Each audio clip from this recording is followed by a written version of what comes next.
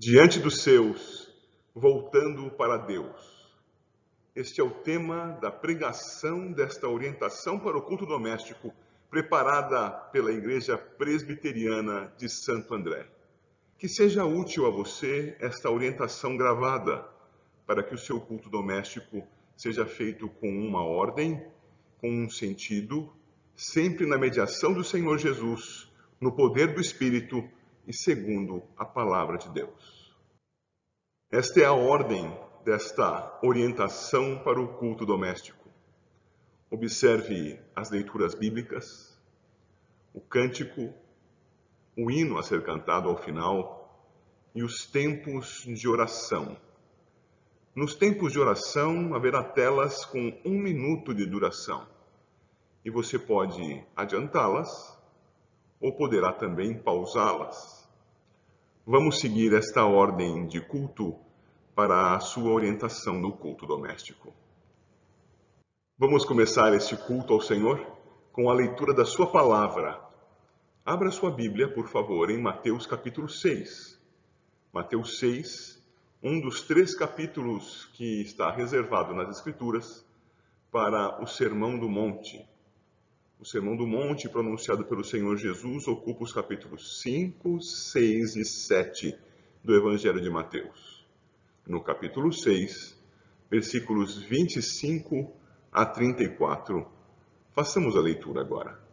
Peço que você, com a sua Bíblia aberta, acompanhe a leitura da Palavra de Deus.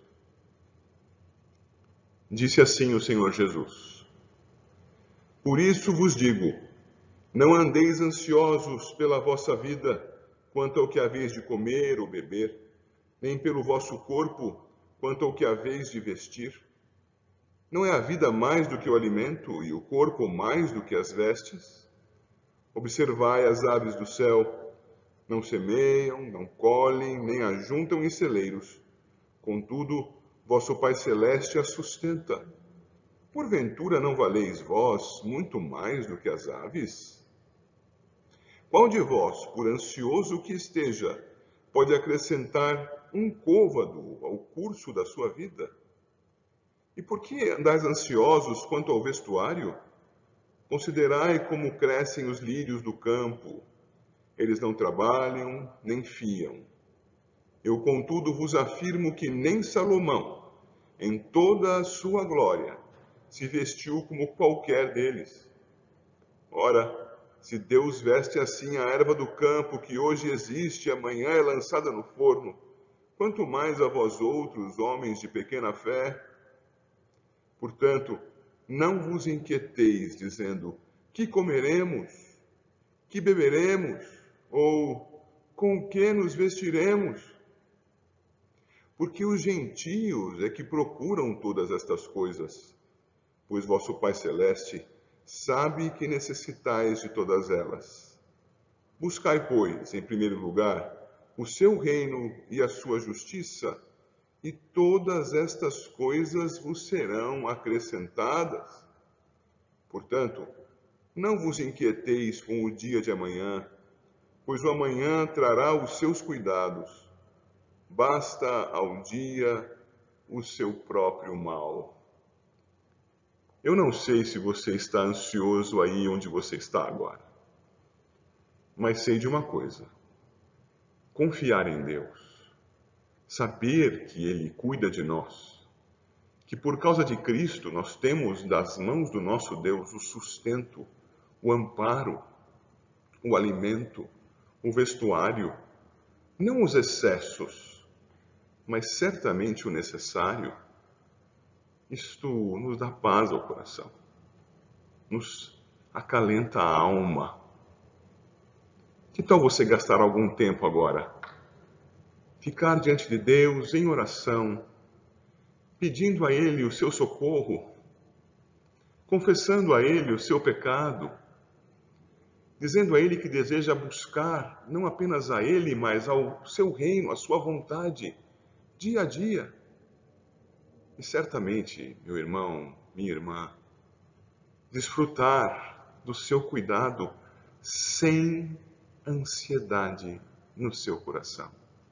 Vamos orar a Deus.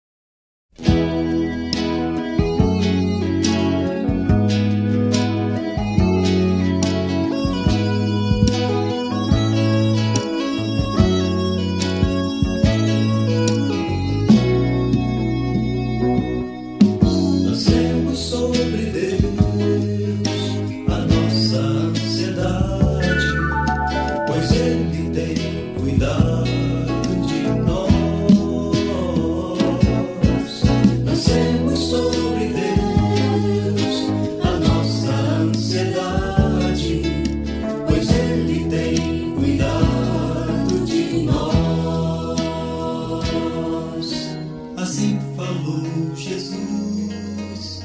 Olhai os passarinhos, não guardam comida para amanhã, mas o nosso Pai Celestial lhes dá.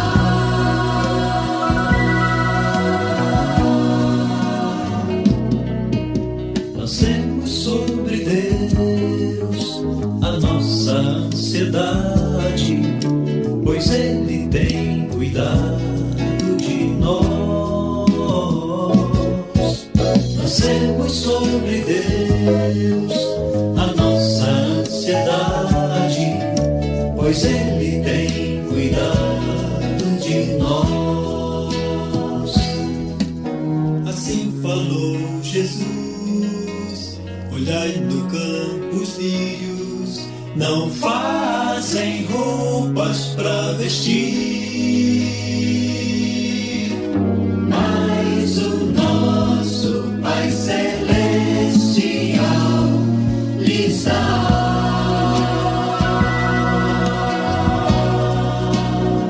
Sim, de nós Deus tem cuidado. Jesus assim falou, que o Pai do céu, em seu grande amor, tem cuidado.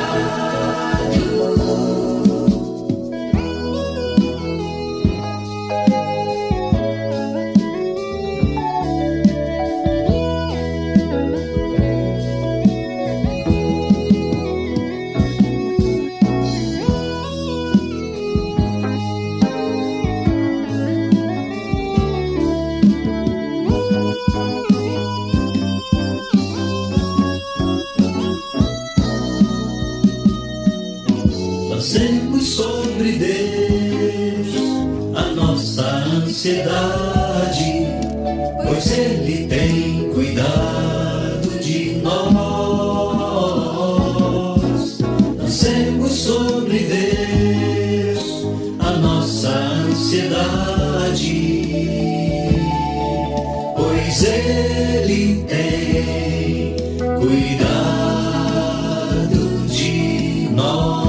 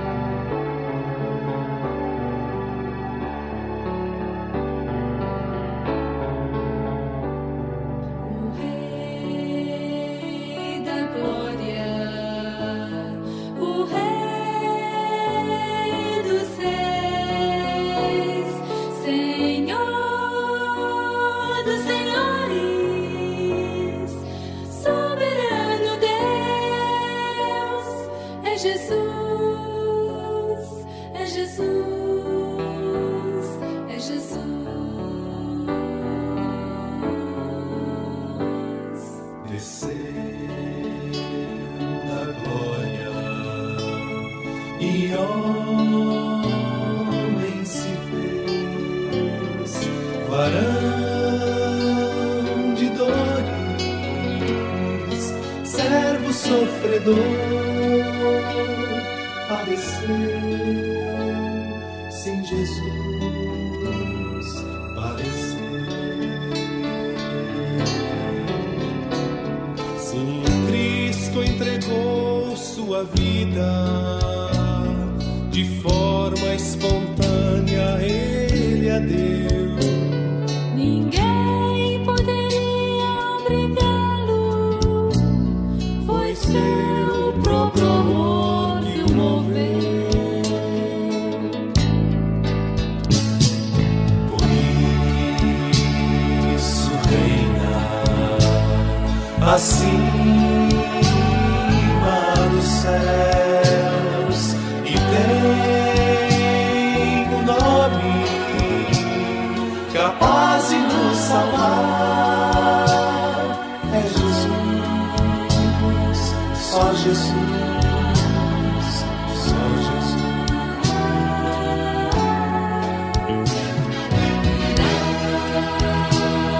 Em breve, o Rei dos reis, vestido em glória, com todo o seu poder, do seu poder voltará. Meu Jesus voltará.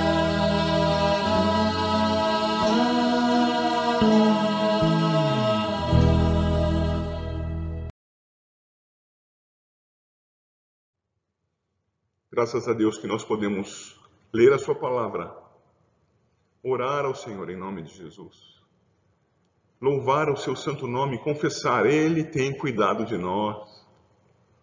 E agora nós vamos voltar os nossos olhos para o estudo da sua palavra. Eu peço que você abra a sua Bíblia no Evangelho de João, no capítulo 13, João 13. E ali nós leremos a palavra, nos versículos 1 até o 11. João 13, de 1 a 11. Vamos ler? Ora, antes da festa da Páscoa, sabendo Jesus que era chegada a sua hora de passar deste mundo para o Pai, tendo amado os seus que estavam no mundo, amou-os até ao fim. Durante a ceia, tendo já o diabo posto no coração de Judas Iscariotes, filho de Simão, que traísse a Jesus, sabendo este que o Pai tudo confiara às suas mãos e que ele viera de Deus e voltava para Deus, levantou-se da ceia, tirou a vestimenta de cima e, tomando uma toalha, cingiu-se com ela. Depois, deitou água na bacia e passou a lavar os pés aos discípulos e a enxugar-lhes com a toalha com que estava cingido. Aproximou-se, pois, de Simão Pedro, e este lhe disse: Senhor, tu me lavas os pés a mim? Respondeu-lhe Jesus: O que eu faço não o sabes agora, compreendê-lo-ás depois. Disse-lhe Pedro: Nunca me lavarás os pés? Respondeu-lhe Jesus: Se eu não te lavar, não tens parte comigo. Então Pedro lhe pediu: Senhor, não somente os pés, mas também as mãos e a cabeça. Declarou-lhe Jesus: Quem já se banhou não necessita de lavar senão os pés. Quanto ao mais, está todo limpo. Ora, vós estáis limpos, mas não todos. Pois ele sabia quem era o traidor. Foi por isso que disse: Nem todos estáis limpos.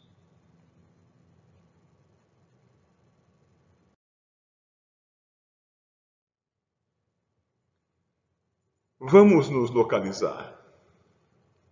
Aqui em João 13, verso 1, nós começamos a leitura do verso 1, vendo que, ora, antes da festa da Páscoa.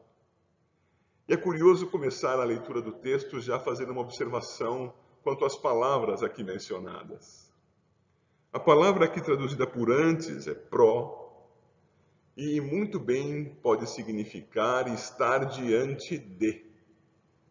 E é o que o contexto indica, porque nos capítulos 13 a 17, o que nós temos é o Senhor Jesus celebrando a Páscoa.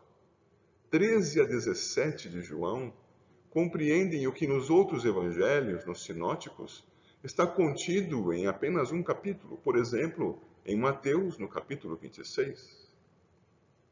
Pois bem, aqui, esses capítulos todos se passam dentro do cenáculo, o local onde a Páscoa está sendo celebrada.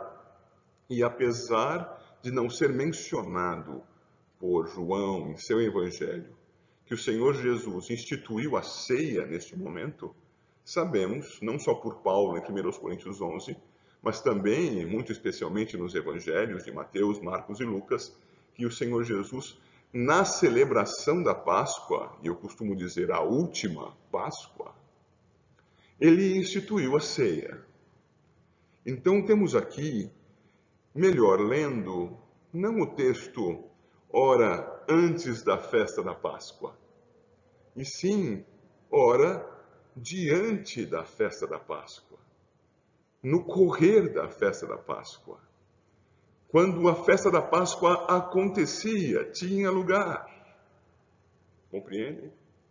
Ele está na iminência da celebração e quando começa a celebrá-la, ele se comporta como está descrito aqui no capítulo 13.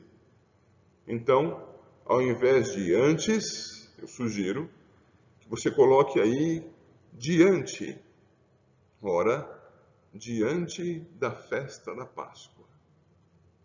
E nós percebemos que isto acontece, e na minha Bíblia, voltando em uma página, indo para 12 de João, temos que no dia seguinte, a numerosa multidão que viera à festa, tendo ouvido que Jesus estava de caminho para Jerusalém, tomou ramos de palmeiras e saiu ao seu encontro, clamando: Hosana, bendito o que vem em nome do Senhor e que é Rei de Israel. Ainda nos localizando, já sabemos que estamos no cenáculo, mas no cenáculo na cidade de Jerusalém. Esse cenáculo foi separado pelo trabalho dos discípulos e sob a previsão do Senhor Jesus. Se você for até o Evangelho de Mateus, poderá notar ali que os capítulos 21 a 25, por favor, verifique lá.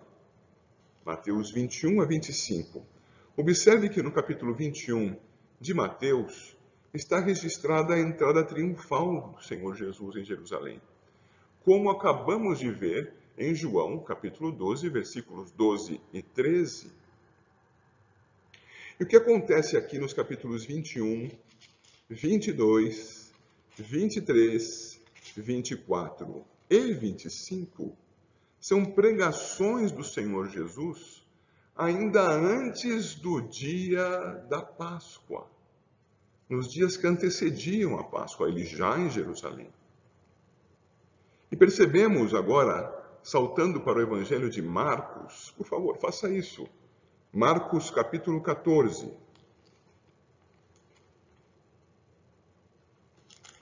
Dos versos 12 a 16. Marcos 14, de 12 a 16. E no primeiro dia da festa dos pães asmos, quando se fazia o sacrifício do cordeiro pascal, disseram-lhe seus discípulos: Onde queres que vamos fazer os preparativos para comeres a Páscoa?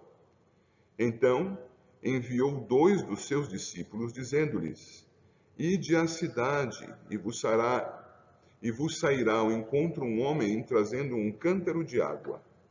Segui-o e dizei ao dono da casa, onde ele entrar, que o mestre pergunta: Onde é o meu aposento, no qual hei de comer a Páscoa com os meus discípulos? E ele vos mostrará um espaçoso cenáculo mobilado, e pronto, ali fazei os preparativos. Saíram, pois, os discípulos, foram à cidade, e achando tudo como Jesus lhes tinha dito, prepararam a Páscoa. O que temos então? Voltando para João, capítulo 13, temos que, entre o que está narrado em João 12, versos 12 e 13, e capítulo 13, verso 1, temos todo o conteúdo de Mateus, capítulos 21 a 25.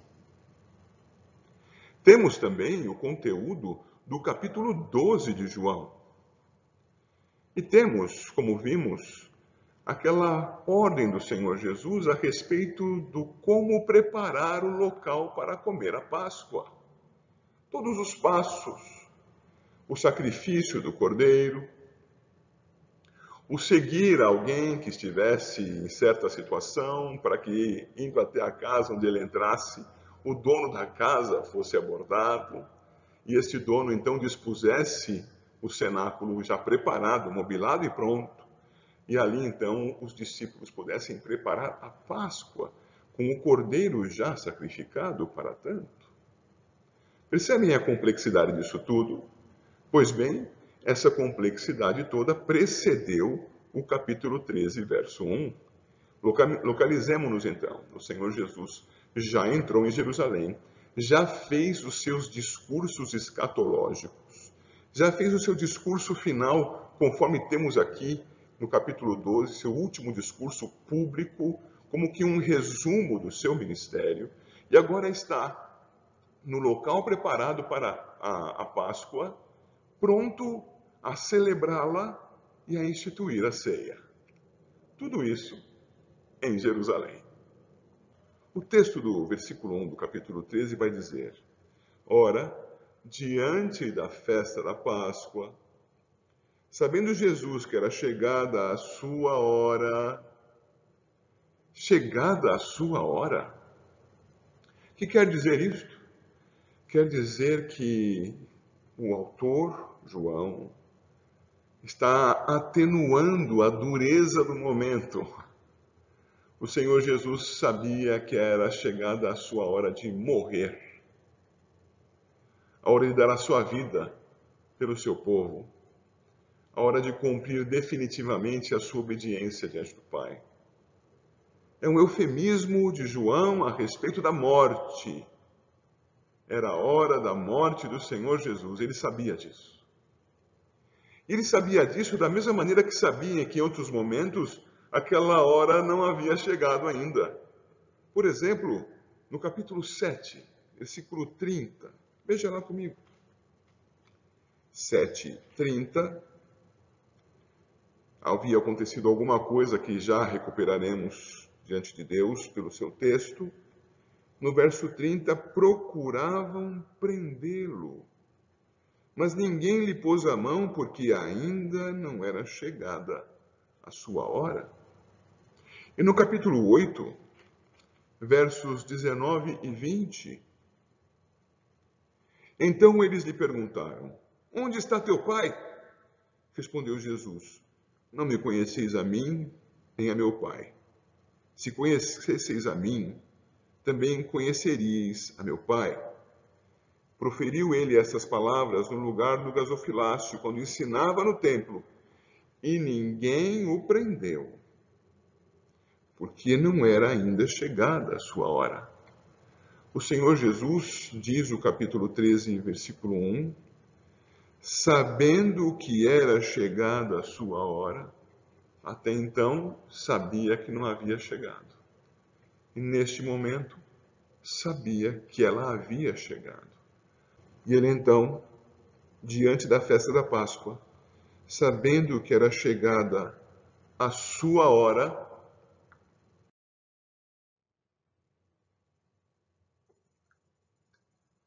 a sua hora de quê?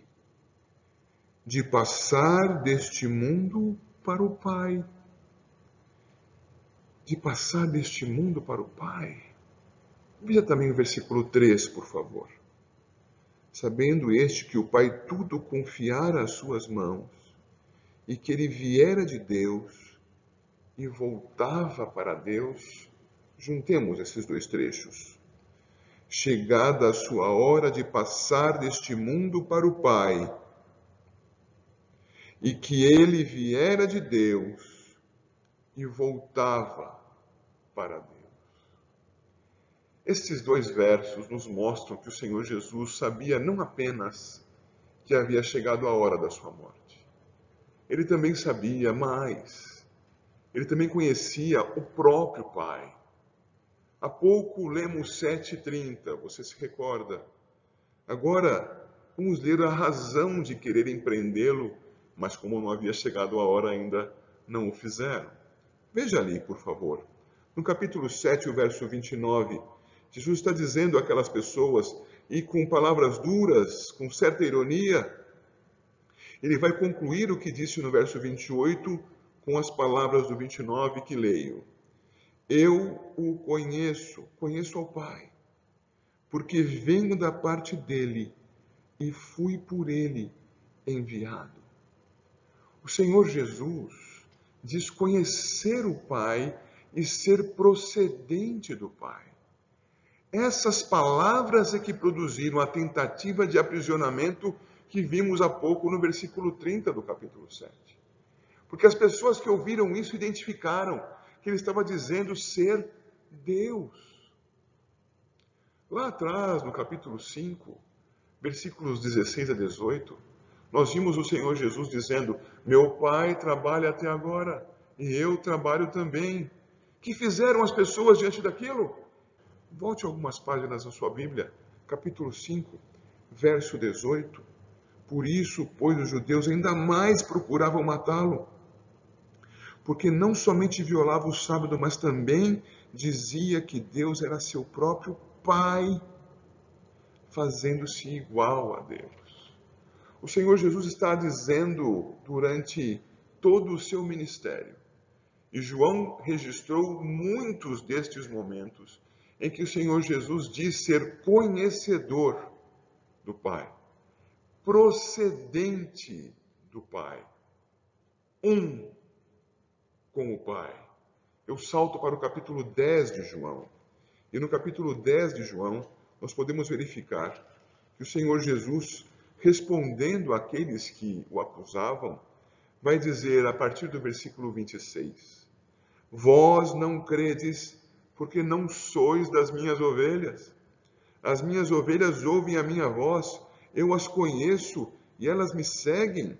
Eu lhes dou a vida eterna, jamais perecerão e ninguém as arrebatará da minha mão. Louvado seja Deus. Estamos seguros? Aquilo que meu Pai me deu é maior do que tudo e da mão do Pai ninguém pode arrebatar. Eu e o Pai somos um. Conhecedor do Pai, procedente do Pai, presente com o Pai. Presente com o Pai, por favor, volte uma vez mais para o capítulo 7. No capítulo 7, depois que tentaram prender ao Senhor Jesus, mas não era ainda a sua hora, o Senhor vai dizer, veja o verso 33, por favor. Ainda por um pouco de tempo estou convosco, e depois irei para junto daquele que me enviou. Percebam como isso se repete no 13 que estamos estudando agora. Era hora de ir estar com o Pai. Mas o 34 nos mostra mais. Haveis de procurar-me, e não me achareis. Também aonde eu estou, vós não podeis ir. Semelhantemente o que foi feito com o capítulo 13, verso 1, em que trocamos aqui, a partir do idioma grego para o português, a palavra antes, ora, antes da festa da Páscoa, por diante de, ora, diante da festa da Páscoa. Agora, no capítulo 7, verso 34, isso nós já estudamos meses atrás. Pode-se ler assim o seu contexto, o seu conteúdo. Haveis de procurar-me e não me achareis. Também onde eu sou, vós não podeis vir. O Senhor Jesus está dizendo, e as palavras gregas permitem essa tradução, que a sua comunhão com o Pai é tal que ele está presente com o Pai.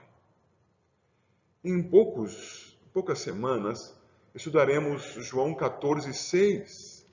E em João 14:6 nós podemos ler: Eu sou o caminho e a verdade e a vida. E Jesus conclui: ninguém vem ao Pai senão por mim. A comunhão do Senhor Jesus também está estabelecida e registrada em 7:34. Eu sou com o Pai e vocês não podem vir onde eu sou. Assim, voltando para o 2C aí da sua tela, nós podemos concluir que o Senhor Jesus, conforme temos no capítulo 13, versículo 1, sabia que era chegada a sua hora de passar deste mundo para o Pai, e que ele viera do Pai, viera de Deus, e voltava para Deus. Isto vimos no contexto do Evangelho de João, que significa que ele conhecia o Pai, tinha comunhão com o Pai, era procedente do Pai, estava presente com o Pai. E iria, como diz o versículo 1, passar deste mundo para o Pai. É muito importante observar isto, porque João capítulo 1, verso 1, diz: no princípio era o Verbo estava com Deus e o Verbo era Deus. Estudamos sobre isto lá atrás, quando verificamos que o substantivo ali era anartro, isto é, não recebia qualquer tipo de artigo, nem definido, nem indefinido, algo especialíssimo, porque trata daquele que não tem definição completa para nós, aquele que é completo em si mesmo, mas não é delimitado para nós, não é definido para nós, porque ele não tem limites. E o nosso Senhor, então, o Verbo, presente com Deus, anunciando a sua pluralidade que o Novo Testamento demonstra ser a Trindade, e ele sendo o próprio Deus, o verso 14 do capítulo 1 vai dizer: e o Verbo se fez carne e habitou entre nós. Isto é, da sua condição eterna, fez-se parte da criação, parte do mundo. E agora o que nós temos em 13:1 é o caminho inverso. Agora é dito, era chegada a sua hora de passar deste mundo para o Pai. Na verdade, é o progresso do ministério de Cristo humilhado entre nós, caminhando para aquilo que culminaria em sua morte e a sua passagem da sua situação de humilhação para a sua situação de glorificação na presença do Pai. Isso tudo vemos como a afirmação da divindade do Senhor Jesus. Sendo Deus, então, percebemos que ele voltava para Deus. Mas enquanto isso não acontecia, nesses últimos momentos registrados nos capítulos 13 a 17, o Senhor Jesus está diante dos seus. Diante dos seus. Veja, por favor, o capítulo 13, verso 1, mais uma vez. Sabendo Jesus que era chegada a sua hora de passar deste mundo para o Pai, tendo amado os seus que estavam no mundo. Tendo amado os seus que estavam no mundo. Ora, é preciso que nós nos recordemos do capítulo 6 de João. João, capítulo 6, verso 37. Veja lá. Jesus está dizendo: todo aquele que o Pai me dá, esse virá a mim. E o que vem a mim, de modo nenhum o lançarei fora. Estes são os de Jesus, aqueles que o Pai lhe deu. E o Senhor Jesus, tendo amado os seus, isto é, todos aqueles que o Pai deu a Jesus para serem salvos, e sabemos que não há salvação em nenhum outro, somente em Jesus. Portanto, tendo Jesus amado aqueles que o Pai lhe deu para serem salvos, que são todos os que serão salvos, tendo o Senhor Jesus amado a estes para a salvação, implica dizer que não amou aos outros para a salvação. Deus ama a sua criação, certamente, mas o amor de Deus, o amor de Deus manifesto em Cristo Jesus para a salvação é dedicado somente àqueles que o Pai dá ao Filho e a nenhum outro mais. E todo aquele que o Pai dá ao Filho, este irá ao Filho, e o que for ao Filho de maneira nenhuma será lançado fora. É uma cadeia inescapável, indestrutível. O Pai entrega ao Filho, a pessoa entregue vai ao Filho, e aquele que vai ao Filho não será jogado fora pelo Filho. Esses são os de Cristo. O Senhor Jesus, tendo amado os seus que estavam no mundo para a salvação, nesse sentido, não amou aos demais que estavam no mundo. E podemos verificar um aqui no contexto que não foi amado por Cristo para a salvação. Verso 2, durante a ceia, tendo já o diabo posto no coração de Judas Iscariotes, filho de Simão, que traísse a Jesus. Ora, salte para o 10, na sua última parte. Ora, vós estáis limpos, mas não todos. Pois ele sabia quem era o traidor, pois foi por isso que disse, nem todos estáis limpos. Sabemos pelos outros evangelhos que o Senhor Jesus, no correr da Páscoa, daquela grande refeição festiva da Páscoa, ele diz, um de vós me trairá. Identifica Judas como aquele que o trairia. E ainda completa, melhor seria este que nem houvesse nascido. Ora, como isso poderia ser dito para alguém amado para a salvação? Não. Tendo o Senhor amado os seus que estavam no mundo, separa os amados de Jesus de outros não amados por Jesus. Como nós somos privilegiados. Nós somos tão corruptos, tão maus quanto qualquer outro. Mas fomos alcançados pelo nosso Deus, justificados, santificados, lavados, como vai dizer Paulo. Fostes assim lavados. E nós, então, assim lavados, voltamos a olhar para o nosso texto. O Senhor Jesus, tendo amado os seus que estavam no mundo, amou-os até o fim. E o texto vai nos mostrar o Senhor Jesus humilhando-se, servindo aos seus discípulos, coisa que estudaremos numa pregação futura, a partir do versículo 12 desse mesmo capítulo.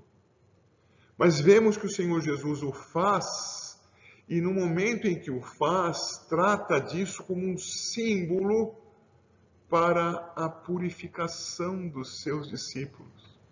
Vamos entender isto? Os homens vinham das estradas de terra de então. Vinham das ruas, vinham das suas viagens, vinham cansados e sujos, e nada neles era mais sujo do que os seus pés. Os pés simbolizavam toda a sujeira do homem. Por isso que ao chegarem em casa, sim, eles lavariam as suas mãos, lavariam o seu rosto, mas teriam muito cuidado para lavar os seus pés. Os que tivessem servos, teriam seus servos lavando os seus pés. Os que não os tivessem, tomariam então cuidado de si mesmos e lavariam os seus pés antes de entrar na casa, antes de fazerem outras coisas na casa, antes de irem deitar-se e certamente antes de irem comer. O que faz o Senhor Jesus? Os purifica simbolicamente, lavando-lhes os pés. É isso que vemos nos versículos 4 em diante. Levantou-se da ceia, tirou a vestimenta de cima e, tomando uma toalha, cingiu-se com ela, cobriu-se com a toalha. Depois deitou água na bacia e passou a lavar os pés aos discípulos e a enxugar-lhes com a toalha com que estava cingido. Aproximou-se, pois, Simão Pedro e este lhe disse, Senhor, tu me lavas os pés a mim? E depois Pedro vai dizer, versículo 8, nunca me lavarás os pés? E o Senhor Jesus responde, Se eu não te lavar, não tens parte comigo. Pedro então quase se desespera. Então lava também a cabeça, lava também as mãos, lava tudo, Senhor. E o Senhor Jesus diz, verso 10, parte A: quem já se banhou não necessita de lavar, senão os pés. Quanto ao mais está todo limpo. É claro que aqui o Senhor Jesus não está falando da lavagem com água para deixar os pés sem a poeira das ruas. Ele está falando de crer em Cristo, crer no ministério do Redentor.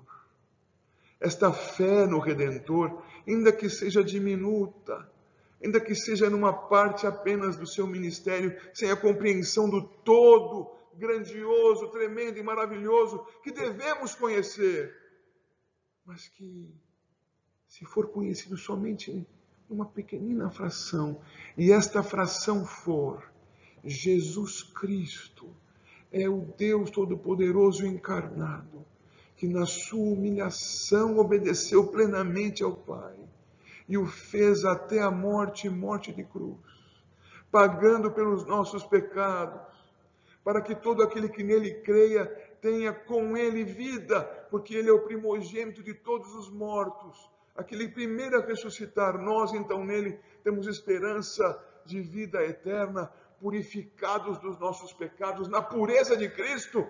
Creu só nisto, está salvo. Está salvo.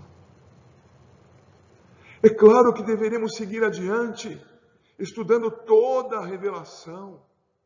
Temos tempo e oportunidade, devemos ter o desejo de conhecê-la. Mas a salvação se dá por meio da fé em Cristo Jesus. Basta o mínimo. Mas o mínimo não pode ser ao rés do chão. Não pode ser menos que o mínimo.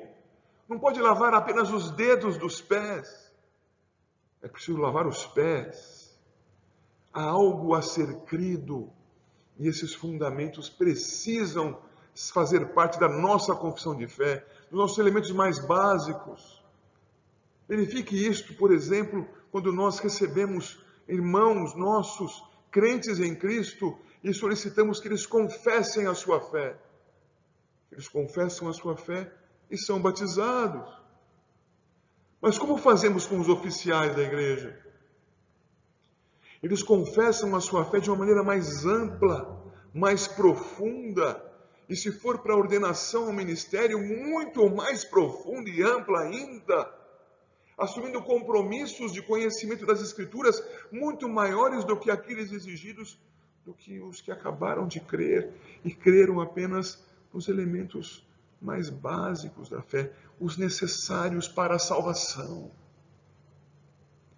Com isso, nosso Senhor não está ensinando que devemos ser relapsos quanto à sua palavra, mas está nos ensinando que a salvação decorre da fé nele.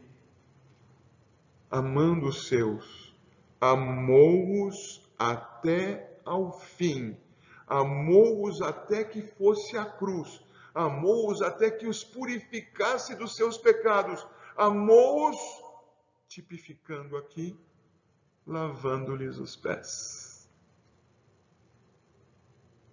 Diante dos seus, então, temos que o Senhor Jesus separa os que o Pai lhe deu daqueles que o Pai não lhe deu. E Ele ama para a salvação a estes que o Pai lhe deu. E ama a estes até o fim, porque os ama para purificá-los. E não basta estar presente ao redor da mesa, sendo lavados os seus pés no tipo, se não houver fé em Cristo Jesus. E é por isso, então, que a conclusão dos versículos que lemos, a parte final do 10 e o 11, vão dizer: vós estáis limpos, vocês creem em mim. Mas não todos, porque nem todos vocês creem em mim. Ora, ele sabia quem era o traidor. Judas, incrédulo. Foi por isso que disse: nem todos estáis limpos. A lavagem dos pés, um símbolo da purificação feita por Cristo Jesus. Um símbolo que implica em verdadeira fé em Cristo Jesus. Suficiente para, pelo poder do Senhor, lavar-nos dos nossos pecados.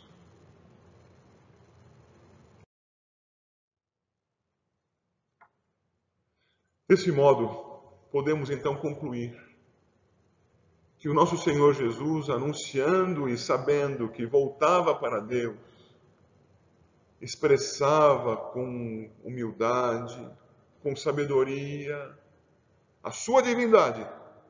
Sabia que estava para passar deste mundo para o Pai, Deus encarnado.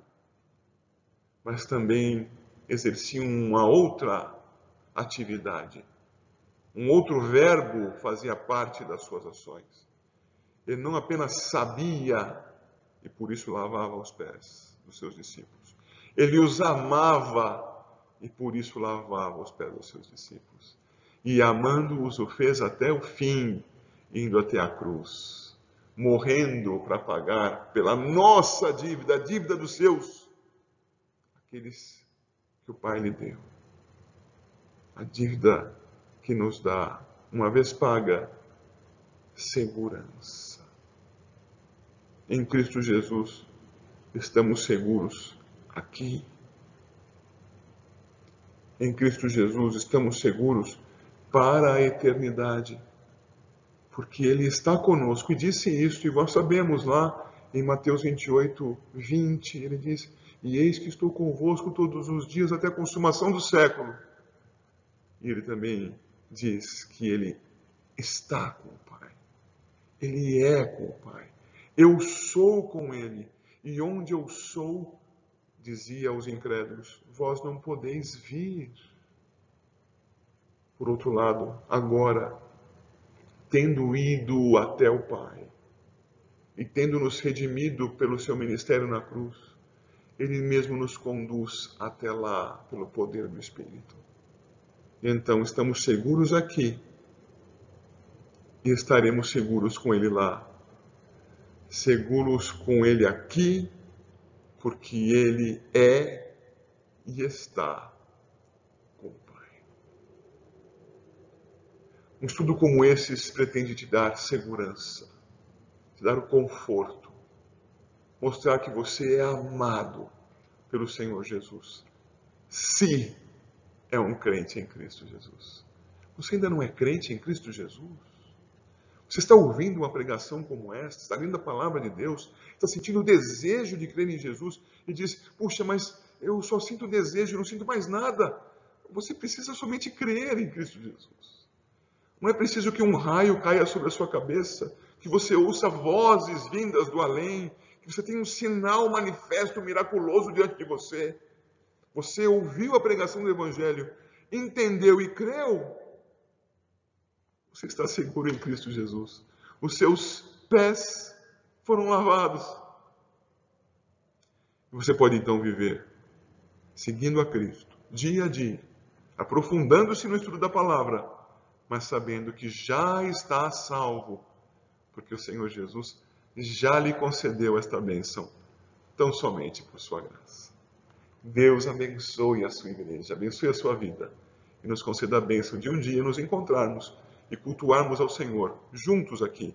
E se não for aqui, que o seja nos céus, pela graça de Cristo Jesus. Amém.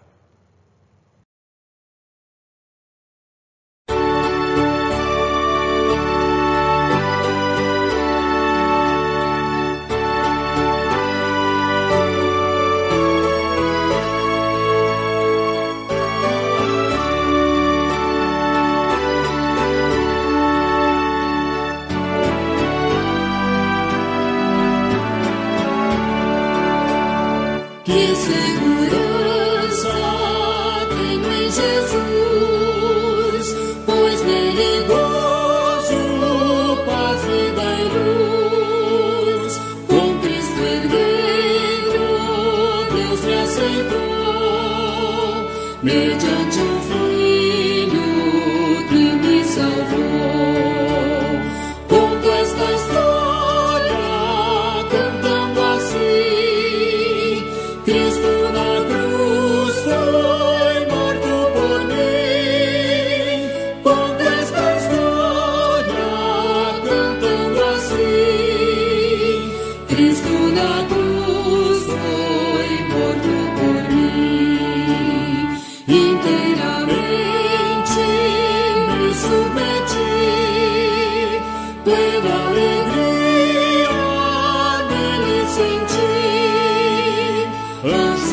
descendo, trazendo os céus, provas da graça que vem de Deus. Conto esta história cantando assim: Cristo na cruz foi morto por mim. Conto esta história cantando assim: Cristo na cruz foi morto por mim.